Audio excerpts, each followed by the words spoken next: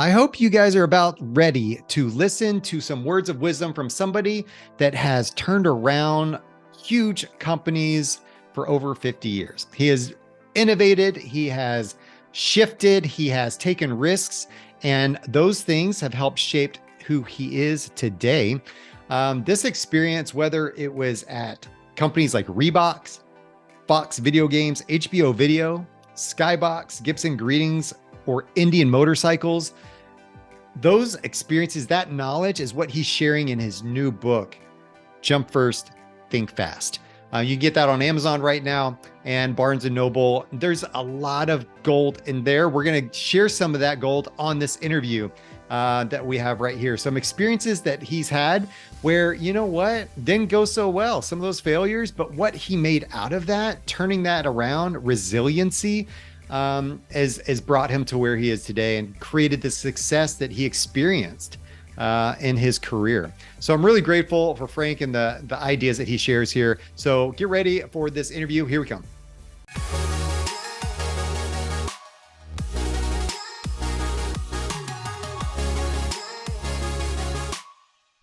Frank, it is an honor to have you on the show. Thanks for being here. Thanks, Scott. Tell me what's been going on in your world. I mean, you have had quite the journey through your corporate career. Give us a little background into that, and then tell us what you're doing now. Okay. Well, it's interesting. I always have to start with what was the most important thing in my career was my start growing up on a farm in upstate New York. And my father, who was a farmer, died when I was 2 years old. My mother was a city girl, continued to run the farm. And by the time we could walk, we were outside working, and then eventually built an incredible farming business, my brother and I. So that catapulted me really into the business world and entrepreneurial world at a very young age and gave me great self-confidence. Then, of course, I went to Cornell, undergraduate and graduate school, and then started on this very, crazy journey through all of these industries, and companies. So, as you know, I went from a lot of time in the food industry, which I loved, and developed all sorts of brands and did crazy and wild promotions and things, and then made a big jump shift, and I went to Mattel in the toy business, into video games, and then to HBO Video and Reebok and the Pump, and then trading cards with SkyBox, and then greeting cards with Gibson, and then of course, 5 years in the motorcycle, industry. So and that's what my sons, who called me the original millennial, and all of their friends, they were the inspiration for the book. They kept coming and saying, "Can you tell us more stories?" So that's how I really ended up writing the book. There's a couple of things that you said in here. Number one is this thing I read where that belief, that upbringing for you Yeah. kind of instilled this belief that I can outwork anyone. And that's what you kind of attribute to some of your success. Am I right? You're right. And my mother had this saying, the harder I work, the luckier I get. Tell me about that. So, What's that mean? yeah. Well, in every case, I certainly wasn't the smartest kid who ever went to Cornell. When I looked at my initial scores upon entry, it was amazing they took me. But then, I ended up at the top of the class just by basically, kind of outworking everybody. But I also learned that same thing in business. I would go beyond always the expectation. Pretty much in the beginning of my career, and you stood out by virtue of doing that, by going one extra mile, getting additional information. You that hard work made you stand out, and then people were willing to take risks on putting you in growth situations. So big factor. Yeah. Interesting. So let me throw this one at you. So people have said, work smarter, not harder, right? Frank, don't work so hard. Work smarter. Like, so how do you talk about those two things in the same world? Yeah. Well, it's funny. People have always, I've had bosses, the head of companies, that told me I was working too hard, you know. But that was just part of what was ingrained. Now, I'm a big believer in working in working smart, and I do everything I can to bring in that knowledge and information and hire very talented people. So, it's kind of it's really both. But it's fascinating now. You know how much they're criticizing the millennials now for not working hard, and the whole thing of quiet quitting. And it's interesting. That's not been my experience with them. And I've hired hundreds of them. And I just want to say that now I'm careful when I'm hire. I know what to look for. I do the assessment and have they got the drive and the willingness to work. But um, the hard work still gives you the edge. It does. And that's what I think that this conversation is doing for me a little bit is like, I think the smarter thing, we can all gather the data, and that is part of it. Like we should be smart. Nobody's arguing that we shouldn't be smart with how we're running our business. But at the end of the day, if we're all on the same level of smart, what's going to be the differentiator? Well, it's going to be that work ethic. It's going to be that application of the things that you do to apply the things you've learned. Yes. Yes, definitely. I love that. So let's talk about your career. It's been your profiles is so fun. It's all over the map. So let's talk a little bit about now this book that you've written. The book is Jump First, Think Fast.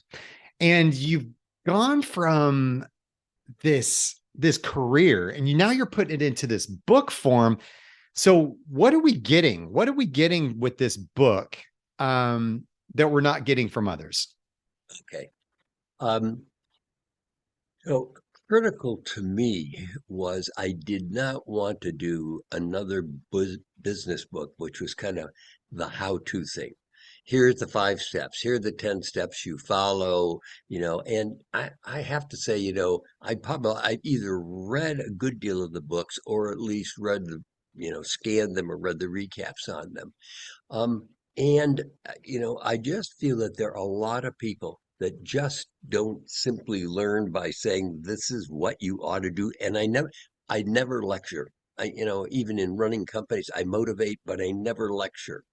And so the book is based on my experiences and hopefully entertaining experiences in being in the trenches, making mistakes, succeeding, failing. As my friend said, Frank, you always fall forward after a failure, Um, and so but to me, the difference is I talk through my experiences and then the audience and my readers can draw from that what really is relevant and interesting to them that's coming, out of that situation. But you also find a theme throughout is I talk about the importance of taking risks. A lot of it is you've got to take risks. You've got to understand what's holding you back in your own personal development or in the development of a company. So I'm just, very, you know, I'm very focused on trying to encourage people to take more risks. What do you say? What do you say to people that are more risk averse? We've got a huge part of the population, and that is risk averse. They don't like taking the risk. It's scary. It's I can't control things. I want to be in control, and I don't know what's going to happen. The unknown is scary. And what do you tell people? Well, what's really scary is not moving in an environment that's moving all around you at a high rate of speed, and sitting still is, in particular in this environment is really going backwards. But, I try to show them through my own set of experiences and failures is that I never ended up with a failure when I came out of that failure that I didn't end up doing better and get to a newer and higher, and higher level. I do. in when I'm running an organization, I try to remove the fear of failure, particularly a lot in new product development, because then I'm not going to get the best of people and their best ideas, and that they aren't going to come up with unusual strategies that may not work, but got a chance to be, have a huge breakthrough. So it's much easier for me when I'm running companies to do that. And, I go th- through the annual assessment with all my management teams and whatever. So I know when someone's got the capability. I always say, I see in you the possibility of a stroke of brilliance, but you've got to take some risks and go take some action. The possibility of a stroke of brilliance. Oh, Yeah. that's good. And when I'm talking to a lot of my clients and coaching them, I say when sometimes our people we end up in the pit of despair, we call it. It's like this Yeah. place where we wallow and we just feel like we're not good, we're defeated, we're down there and we just feel, like we just don't feel up, right? And I say one of the best things you can do as a leader is go speak vision into that person, right? And you Yes. just did that by telling people, I see brilliance in you, right? Yeah. It's so powerful. Yeah. In a lot, what I do is when someone comes to me, they're on the inside or outside of the company, I try to help them on the self-assessment side because I find that is a side that a lot of people still have never really done. They're still following peer group values and perceptions, etc. So I first start with say, let's do what is necessary to get a good grip on who you are and what's unique about you. And then let's take that and get you in the right position. Even I will move people around in the company, based on that, that self-assessment to help really, to help develop them. It, One of the things that's kind of interesting is frequently when somebody gets fired, they call me right away, and I encourage them before you go home, call me. All right. And to the point of not taking risks, often I say they just did you the biggest uh, favor they could have ever done for you is they made a decision you should have made, and they made that decision for you. Now it's a chance to start over and go find the right, you know, position, you know, for you. So I often call it like pushing someone over a cliff sometimes is a way to overcome the fear of failure because then you got to do something. So, That's true. That's true. Um, can I ask you, have you ever been pushed over a cliff or felt like you've been pushed over a cliff by someone that kind of moved you into that next realm? well, yeah, I mean, the Reebok situation, which is, everybody finds is quite, unusual and is pretty well known. So, I was brought into Reebok essentially by the board who felt that the company needed a leader with strong business background and marketing background. Paul Fireman had done a great job as an entrepreneur building it into at that time, an $800 million company. Um, but the company was losing share. It had no new product. It had long development cycles. It lacked discipline and professional management inside of the company. So, I was brought in, but I immediately had to get a new product on the board because we were really getting killed, by Nike at that point in time. And our share was dropping, and there was nothing in the funnel and their new product development funnel, and it was taking them 3 years. So this was what I call innovation on demand. So, I oversaw the development of the pump shoe and also, of course, the high risk advertising campaign of the bungee jumping commercial, which has become one of the 10 best ever athletic commercials, but I mean, at really high risk. The company then goes into resurgence. The shoe sells out, etc. It actually did $1 billion in sales after that. And I was fired 3 months after that. So that's getting pushed over the cliff. So you're saying, what? And, and I can, what was the reason? Paul Fireman basically was afraid he had been out of the company because he had been sick with a heart attack. As he said to me, I want to come back in. Few entrepreneurs get a second chance at the crank. But he was most concerned because I'd really shifted the culture into a very higher grade professional people, and that was not comfortable for him. But that was getting pushed over the cliff. But then, I took that experience and went on, to run and turn around other companies. And, the next was really turning around SkyBox. They lost $40 million. We spun it. I hired Magic Johnson right after. He was HIV positive, had a wonderful relationship with him, and we just skyrocketed the company and took it public. So coming right off of Reebok, we did an incredible turnaround and just. But yes, that was going off the cliff.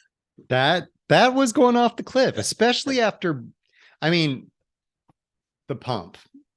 Please, like I remember when my friend across the street got some pumps, and I was like, no way. I remember we would just go over there and like pump them up and then like let them out and then pump them up. Like it was just so fascinating to us. Like, as young teenagers, that were just like, that's so cool, right? And we were just all over that. So childhood memory, it's one of those things that will go down in history.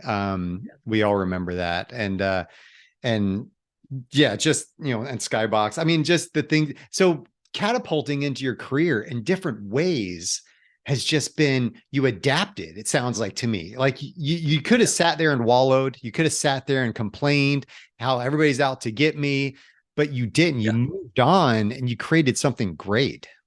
Yeah. Yeah. And, eh, I will, people often ask me, how did you do this movement from, industry to industry? The big factor is I learned very early on the value of strategic planning, of immediately doing all the analysis of the company and the industry, coming up with alternative strategies, testing those strategies, getting your whole management team aligned behind a strategy with metrics that you translated into the organization, and then making the tough decisions on talent in your team. There were certain people that were going to make it and others that weren't, and you needed new talent. So I would say in almost every company I went into, the first thing was, let's get a strategic plan together and get aligned. And one of the cool things I read about your idea behind a strategic plan is one of those first initial steps is knowing what business you're in. That was so cool for me. I read that and I was like, that's so smart, right? And this idea of, for example, for Reebok, you weren't in the Yeah. business of shoes, Yeah. right? Then Yeah. can you talk about that idea? Yeah. Yeah. You really, what drove it was what drives first the shoe is some new form of technology that ends up in great graphics. But you're really in the entertainment business. So, the athletes and the other, people that support your product, um, like the initial thing was Sybil Shepherd and the aerobic shoe. In one night, turned the company, and turned the whole aerobics thing into a craze. Well, that's entertainment. Yes, the shoe was nice and it was orange, but it was Sybil who drove it.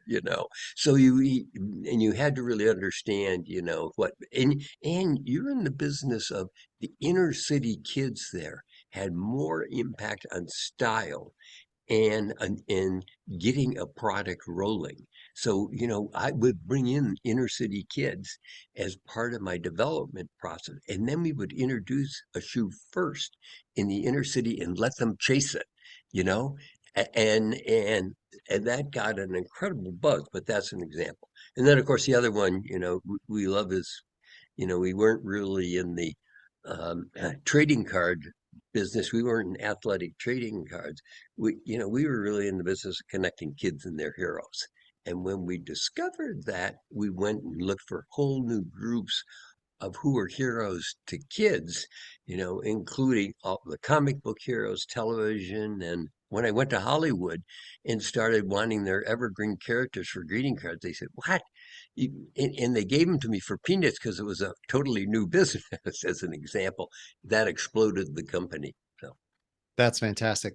Tell us, so your definition of success, what is that? I like this question. It's interesting. I had a John Lee Dumas. He's the host of Entrepreneurs on Fire, and he's a big player in the entrepreneurial world. Talks about success in his book. But what's your definition of success? well, that's it, and I think it kind of, I think it kind of varies, by area and category, etc. But a true success is really when you generate either a product or create a category that ends up being sustainable, where there is long-term consumer demand for the product and you're able to perpetuate it and build it. And the reason I want to mention that is, and I'm going to mention what I consider to be a failure. In the case of Reebok, as you know, has gone up and down, up and down. I mean, it got, Paul Fireman sold for $3 billion to Adidas, and now it's sold for, just sold for peanuts to a private equity firm, and it just distresses me no end that it's losing all of its distribution and, product brand awareness, etc. What was the problem? The problem was we never found a unique positioning in the consumer's mind for Reebok. And Nike had this very strong, it was the athletic performance shoe. Okay. And they reinforced it in every way, shape, or form. Reebok never had that. Now, I'll give you the risk I would have taken and what I tried to do. I thought that in all the research I did on Reebok, it was strongest with women. It had a very soft side. The aerobics business was, had exploded, etc. But Paul Fireman still couldn't get out of his mind that he was in a battle with Phil Knight. I mean, if he just saw himself, so he had to have all the. I I would have turned it into the women's premier athletic shoe. I mean so, but that's just a case of, you know, what I would consider not being successful because of it not being sustainable. Hey, the other part, I have other, metrics, but those metrics are success in running a company, and it is the people and the development of the people. And is it considered one of the best places to work? Is it a very open environment? What's the culture that you create? And I think culture is just so important. And I did three turnarounds back to back, and they're tough because the companies are sliding. You've got a certain time to turn them around. They're running out of cash. You got to make very dramatic moves, including, you have to lay off and terminate a lot of people if you're going in the, in the, in the wrong, in the wrong direction. And very few CEOs have ever had the experience of shifting culture. Strategy is much easier. You can get the strategy right. Then the question is, can you shift the culture to match that strategy and make that shift? So that's the toughest one that takes the most energy and keeps you awake at night. So, Yeah, it's the people side of yeah. things, right? And I always tell people, business would be so easy if people weren't involved. It'd be so much easier, Frank. So, um, and this in this day and age, culture is so essential to what we do. What do you think is the biggest mistake companies are making when it comes to culture? Um, Here it is, and I'll give you another example of it. When the culture is defined by a few people at the top, when they say this is what the culture would be, and they then try to, if you will, force it on the organization. Okay. If the organization is not involved in defining the culture, um, then you're going to have problems. You're not going to have a lot of people who are on board. You'll have people who are waiting to see, is the new strategy going to work or not work. There are other people that are going to quietly, oppose it, etc. So you really have to take the organization through the development of the culture so they feel it is theirs. Here's an example. When I went to Reebok, they were spending $40 million on a human rights program, on a human rights tour. With Peter Gabriel and, very well, Sting, etc. And they went to 50 countries. So they were trying to choose as a way of differentiating um, Reebok, to be the human rights kind of, brand supporting human rights and freedom. But that was all developed at the top. If you talk to the people inside the company, it didn't resonate with them. They didn't, why are we spending $40 million sending this group, around the country? So it never became, it never became a part of the culture. And therefore, in my opinion, never really succeeded. So, That's very interesting. I'm involved with a project right now where um, some of that was happening, right? They're determining, we're doing some new, what I call brand foundation work with vision, mission, values, purpose work with this yeah, company, and they're relaunching some stuff. And, it was a couple of them in a room that developed the vision, mission, values, trying to basically, and the way our approach was, is we're not here to tell you what the values are, right? Like, what you should be. We're trying to capture what we are that makes us great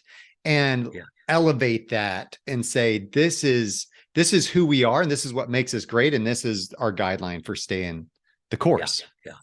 Yeah, I'll give you I love this, a positive example of this is, I was on the board of this great little Vermont company called King Arthur Flour.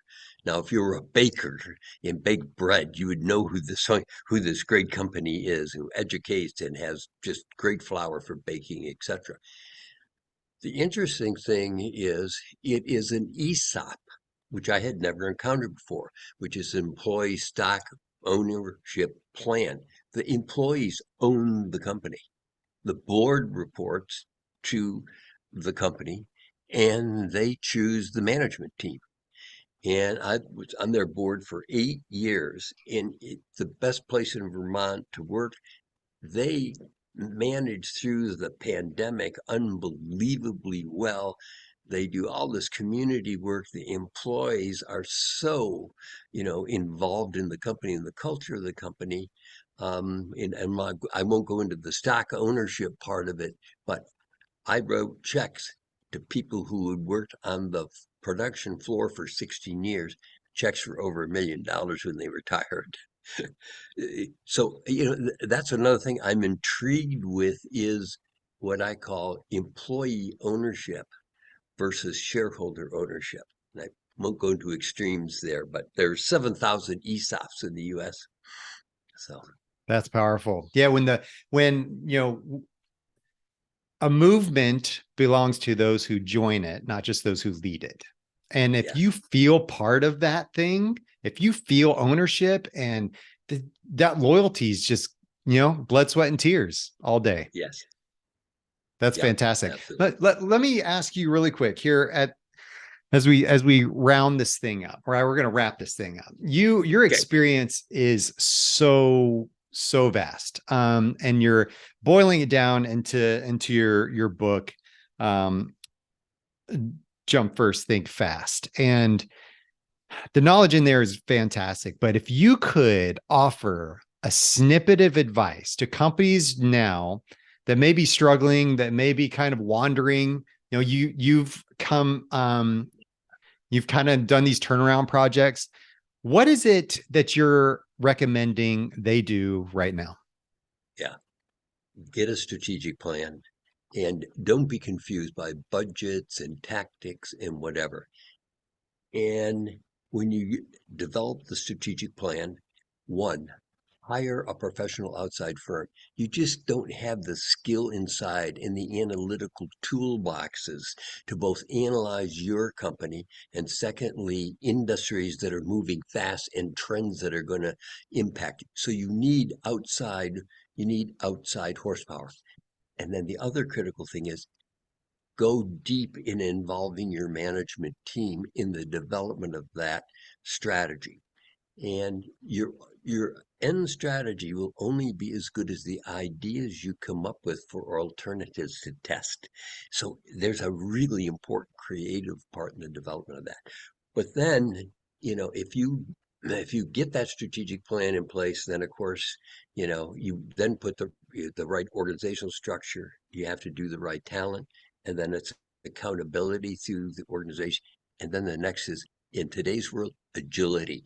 You can't review it every 12 months. You've got to review it every quarter, and you've got to be willing to make pretty radical shifts in today's, environment to steer through these waters. I mean, the consumer is, I said, I love the consumer and I consider, somebody said to me, what is your job? It's predicting consumer behavior, but I always get tricked, you know? So It's tricky, those just when I consumers. think I got it figured out, something I never even thought of that. Anyway, That's so funny. Yeah, it's tricky. It's like trying to figure out our kids, you know? yes. So that's funny. So we're obviously, your book launched here last fall. Where could people go to hold of that? Amazon, I'm assuming, just wherever books are sold. And is that correct? Yeah, it's in Barnes and Noble, and in fact, Barnes and Noble's #1 store for business books in New York is featuring it just when you walk in the door now. So Barnes and Noble is a good spot, but also you can go to my website, jumpfirstthinkfast.com, and it tells you where to get it, including, it's so funny, my local bookstore in Vermont, the Yankee bookstore in Woodstock, because people want me to sign the books. So they place an order there, and I go down every 2 days and order autographed books that they then send out. But you'll see on my website, it lists all the places to go to buy it. So, That's you know, fantastic. I love it. I love it. You go, grab a coffee, and then you go down and sign some books. And there it is. There's a picture now I right have there. just one last thing. Oh, of Okay. course.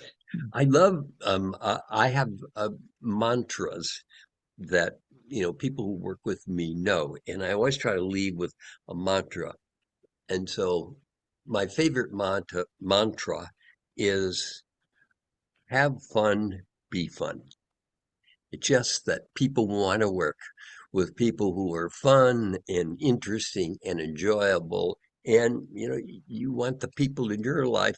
I always say business is not life threatening. Okay. So have some fun with it.